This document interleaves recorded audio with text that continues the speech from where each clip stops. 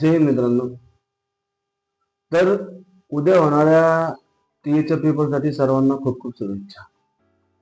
मित्रांनो, उद्या तुमचं भविष्य एका प्रश्नपत्रिकेत कैद होणार आहे. उद्या जो तुम्ही पेपर सोडवणार आहे त्याच्यावर तुम्ही पुढची अख्खी लाईफ एक सुखाने जगू शकता किंवा तुमची पूर्ण जिंदगी पुन्हा एक वर्षासाठी कोलॅप्स होईल. तर मित्रांनो, उद्याचा जो पेपर आहे तो कोणीही जास्त गोदरेशन मध्ये जाऊन सोडू नका. उद्याचा जो पेपर असेल तो सर्वांनी अगदी मन लावून व्यवस्थित प्रश्न पाहून सोडवा. तर उद्याच्या पेपरची थोडीशी कंडिशन सांगतो तुम्हाला मित्रांनो. तुमचा जो टीएचा पेपर आहे, अजून पण बरेचसे तुमचे टीएचे जे मुलं आहेत ते अजून पण भ्रमात आहे. अजून पण पेपरचा सगळ्यांना पॅटर्न कोणालाच कळला नाही.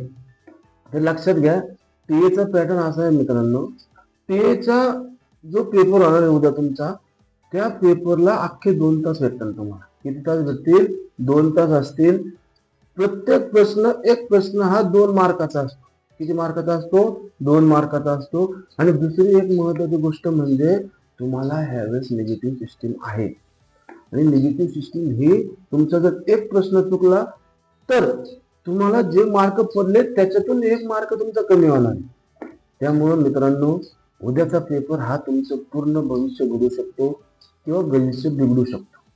त्यामुळं उद्याचा पेपर हा टेन्शन फ्री द्या, व्यवस्थित द्या आणि कुणीही निगेटिव्ह होऊ नका. तुम्ही अभ्यास केलाय नाही केलाय याच्याशी काही घेणंच नाही. हे फौज या कुछ भी हो सकता है. त्यामुळं लक्षात घ्या मित्रांनो, प्रत्येकाने पेपर हा व्यवस्थित सोडवा. सर्वच्या सर्व प्रश्न सोडवण्याचा प्रयत्न करू नका. जेवढं येतंय तेवढंच सोडवा. उगच मला याने सांगितलं 170 मिनिट लागल आणि सेकंड फरची आहे, मग मला 45 प्रश्न ॲक्युरेसी सोडावं लागते. त्यामुळे उगच काहीही करत बसू नका. प्रत्येकाने प्रश्न हे व्यवस्थित सोडवा. प्रत्येक प्रश्नावर विचार करूनच सोडवा. उगाच जो प्रश्न येत नाही ते प्रश्नाच्या नादी लागू नका. आणि जेवढे प्रश्न तुम्हाला ऍक्युरेट माहिती आहे तेवढेच प्रश्न सोडवा. सर्वांना उद्या होणाऱ्या पेपरसाठी खूप खूप खूप खूप खूप खूप शुभेच्छा. उद्या तुमचं भविष्य कैद होणार आहे. भविष्य ज्याला घडवायचंय तो व्यवस्थित पेपर सोडव, व्यवस्थित मार्क पाडव. पेपर अजिबात हार्ड नसणार आहे. पेपर मध्ये प्रश्न अतिशय सोपे येतील. फक्त प्रत्येक प्रश्न हा विचार करून सोडव.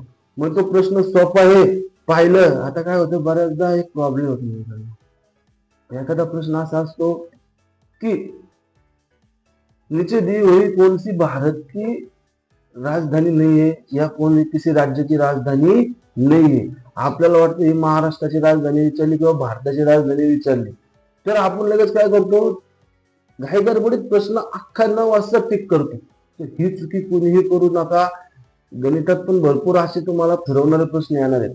त्यामुळं प्रत्येक प्रश्न हा व्यवस्थित शेवटपर्यंत वाचवा, मग सोडवा, विचार व्यवस्थित करा. आणि सर्व तुम्हाला भावी फौजींना toppers career academy Lipne sir माझ्याकडून खूप खूप शुभेच्छा. आणि सर्वांनी व्यवस्थित पेपर द्या. धन्यवाद. जय हिंद, जय महाराष्ट्र.